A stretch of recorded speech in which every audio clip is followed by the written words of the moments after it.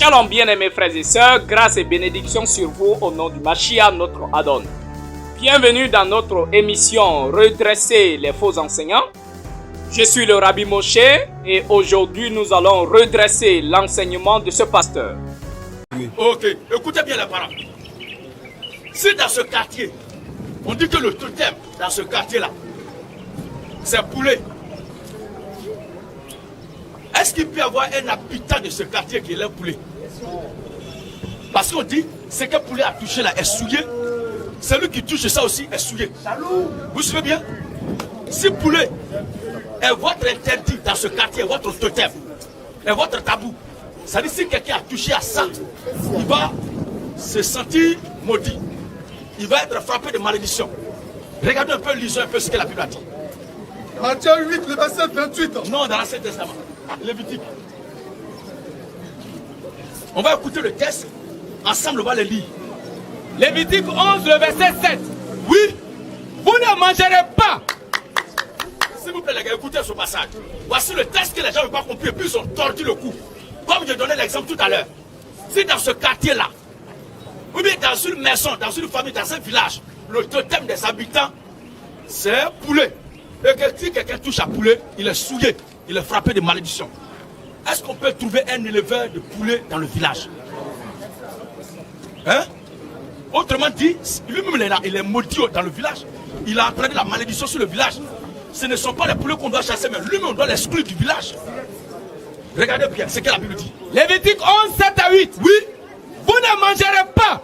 Vous ne mangerez pas le porc qui a la corne fendue. Écoutons bien. Depuis que toi tu es habillé ici là, tu vas souvent à Gabriel Gare. Est-ce que tu as une fois vu porc qui a corne? Amen, non? Non seulement il n'est pas dit qu'il y a les défenses, hein, parce que les trucs qui sont ici là sont les défenses. Des facochères. Mais pour le porc là, on dit corne. On sait très bien que corne là ça pousse sur le crâne. Et non pas ça sort du groin, non. Oui.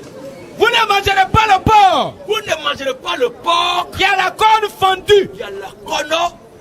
Non seulement il a corne, mais corne fendue. Tout cela est significatif. Pour nous, il n'y a rien qui soit hasard. Ensuite, qui a la corne fendue. Qui a la corne fendue. Et le pied fourchu. S'il vous plaît, quand vous partez à Gabriel Gare, vous dites de pattes de porc ou bien pied de porc. Les animaux quoi? Ils ont pattes. Il n'y a pas quelqu'un qui va me convaincre ici, quel que soit son niveau intellectuel, qui aurait la science infusée, de la connaissance absolue de la science, pour dire que lui, il va nous prouver ce soir que porc là n'a pas de pattes mais la pied. Porc a pattes et non pas pied. Mais non seulement, c'est un corps. Ce corps-là, nous avons donné un peu d'indices, mais avec le temps, je vais bien donner l'enseignement sur ça. Pour parler de ces espèces-là. Pour parler de ces espèces-là. C'est de ça souvent les gens, quand ils veulent parler, puis ils parlent de la mythologie. Ce ne sont pas des mythes, mais ce sont des corps. Ces corps-là apparaissent et disparaissent. Et Dieu met à garde son peuple. Que si vous voyez ces choses-là, faites très attention. Non seulement il a la corne fendue, il est porc, il a la tête de porc, mais il a la corne fendue, mais et puis il a pied. Le pied fourchu. Le pied fourchu. Lui, son pied, il a 2 orteils seulement. Ensuite, mais qui ne rumine pas. Il y a un fait de ruminant qui est rentré dedans. Ce sont ces petits détails-là qui sont très importants. Que nous, Dieu nous a fait grâce de comprendre pour ne pas sombrer dans ce chaos d'interprétation malhonnête et tordue que font ces pasteurs et prêtres. Oui, frère. Vous les regarderez comme impurs. Vous les regarderez comme impurs. Ça dit si il a dit vous les regarderez comme impurs, ça veut dire certainement que vous ne devez même pas les toucher. Mais c'est pas ça. Si. Oui. Vous ne mangerez pas de la chair. Vous ne mangerez pas de la chair. Et vous ne toucherez pas leur corps mort. Vous ne devez pas toucher leur corps. Parce que s'ils ne sont pas morts, on ne doit pas les toucher. On ne doit pas les. Qui va attraper ça là s'il n'est pas mort? Comment tu peux t'approcher d'un corps étrange comme ça? Quand tu vas voir, ton cœur va se couper. Donc si tu as trouvé son cadavre pour ne pas jouer à ça. Oui. Vous les regarderez comme impurs. Vous les regarderez comme impur. Ça veut dire que vous ne devez pas faire élevage de ces choses-là.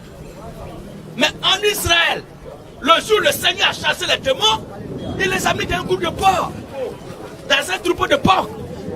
Frère, s'il y a un troupeau de porcs en Israël, c'est qu'il y a élevé de porcs. Naturellement.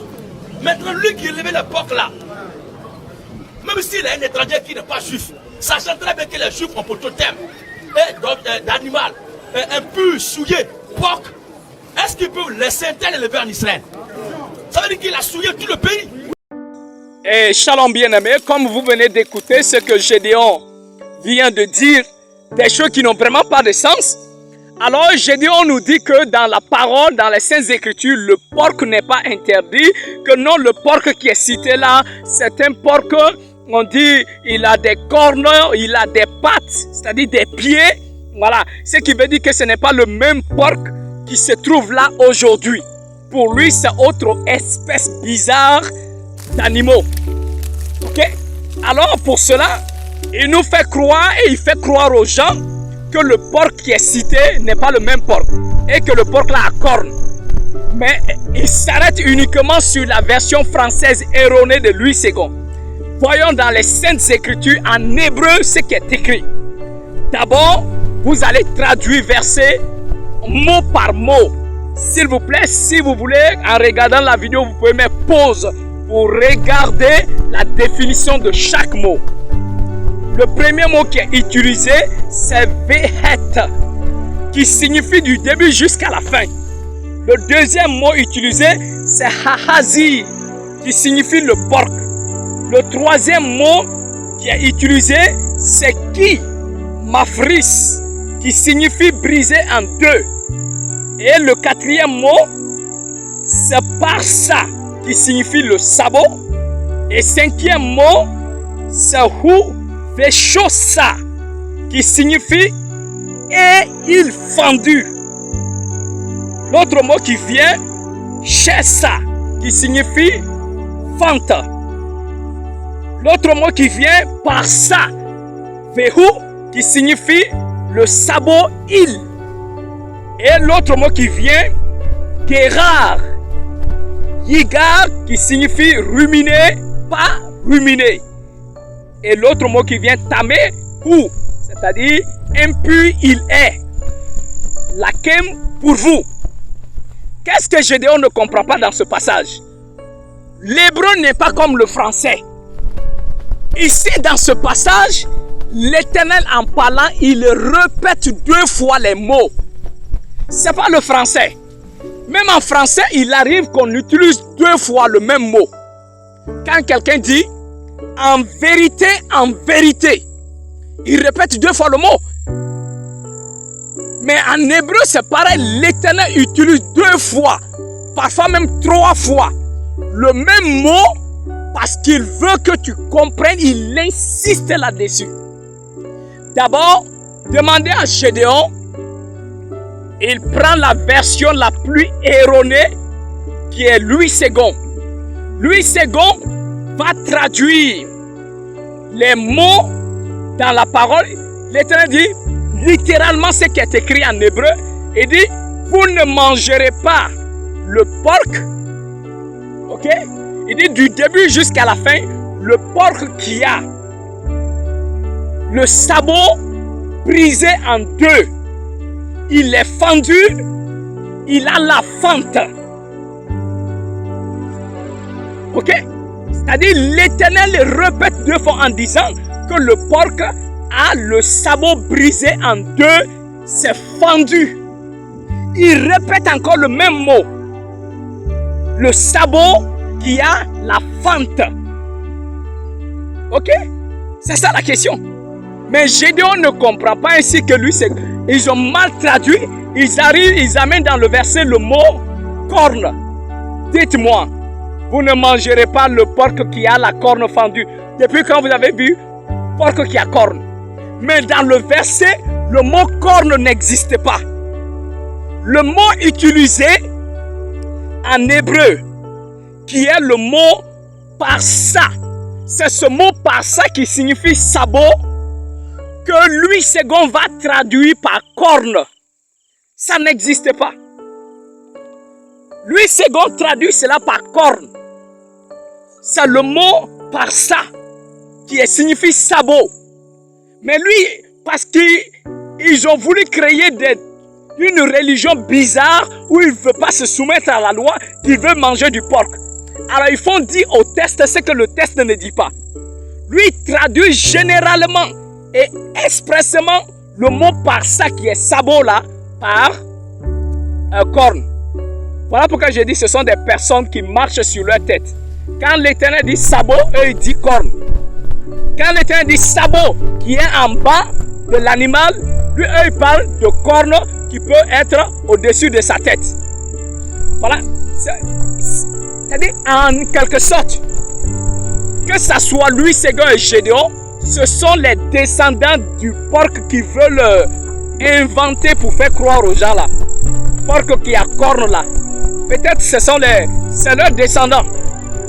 Mais la parole ne parle en aucun moment l'histoire de cornes et de pieds. Il dit encore que non, il est écrit le porc qui a le pied. Et alors pour lui, il se dit, c'est l'homme qui a pied, si c'est un animal, c'est patte. Mais d'abord, comprends même que dans le verset, le mot pied n'existe pas. Le mot pied n'existe pas, le mot patte même n'existe pas. Pied pour homme, patte pour animal, ça n'existe pas. Le mot qui est utilisé, c'est le mot sabot. Le verset est très clair, mes bien-aimés. Alors l'Éternel dit, le porc du début jusqu'à la fin. C'est-à-dire, on va paraphraser parce que l'hébreu est comme ça. L'hébreu se lit de la droite à la gauche. C'est pas comme le français. En français, on dit mon eau. Mais en hébreu, on dit eau à moi. Ok? En hébreu, on dit eau à moi. Alors, qu'est-ce que l'Éternel dit? Du début jusqu'à la fin. On traduit mot par mot. On va traduire mot par mot. Au départ, le français n'est pas joli. Mais écoutez seulement. Après, on va remettre dans un bon français. Alors, il dit, premier mot, du début jusqu'à la fin. Le porc qui brisait en deux le sabot, il est fendu à la pente. Ok, à la fente, pardon. Sabot, il. Ruminé par ruminé. Impur, il est pour vous. L'Éternel dit tout simplement, vous ne mangerez pas le porc, ok, qui a le sabot brisé en deux. Et c'est le mot sabot là que Louis II traduit par corne. Et raison pour laquelle Gédéon dit le porc qui a la corne fendue. C'est sabot fendu. C'est le mot sabot, Louis II traduit par corne. Ok? Vous ne mangerez pas le porc qui a le sabot fendu. Ok? Les pattes, comme je l'ai dit, même le mot patte n'existe pas, mais plutôt le sabot, et le mot sabot est répété deux fois, sabot brisé en deux. Il ne rumine pas, il ne rumine pas. Impur sera pour vous. C'est aussi simple et pur comme l'eau du roche. Alors voici des personnes qui ne vaut rien, ils ne comprennent rien. La parole n'a pas été écrite en français.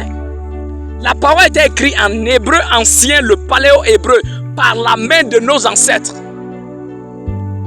Et après, on a traduit à l'hébreu nouveau.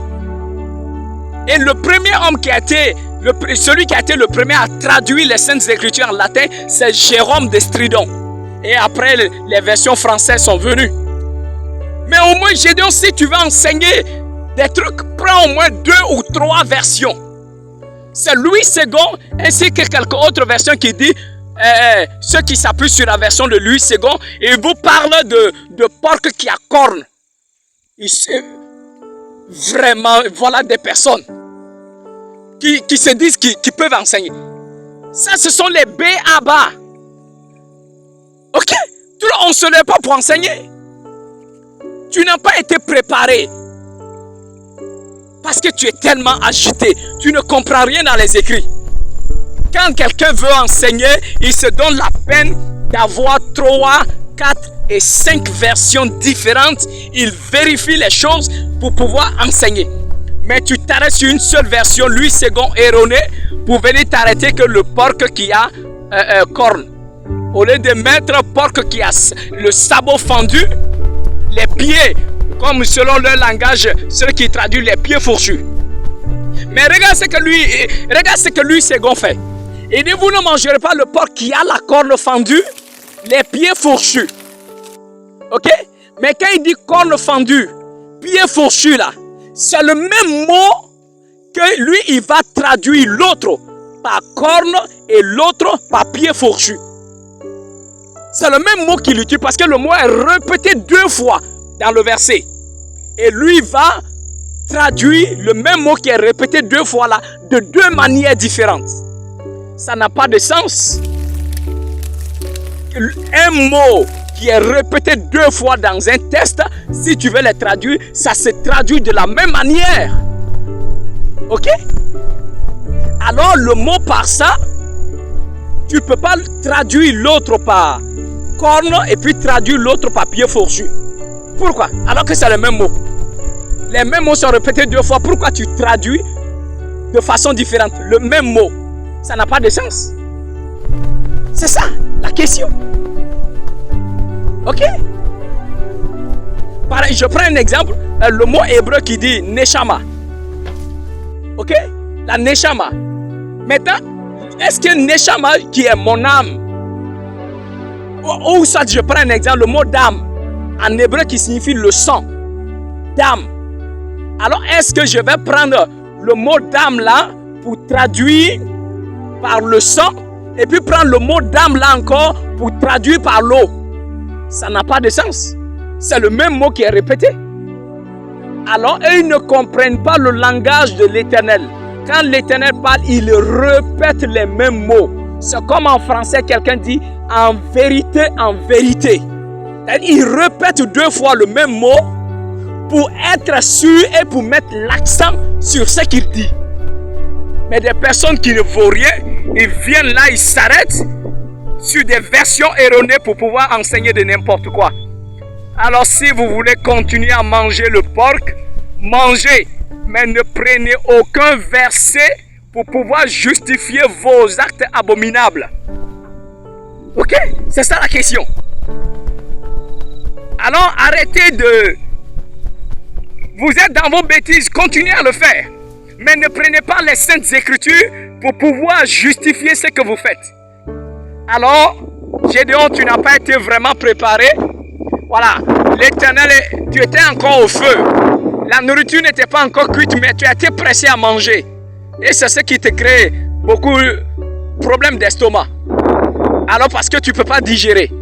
Alors, mes bien-aimés frères et sœurs, à vous de faire votre choix. Revenez à la vraie parole afin que vos âmes soient sauvées. Soyez bénis abondamment. Shalom.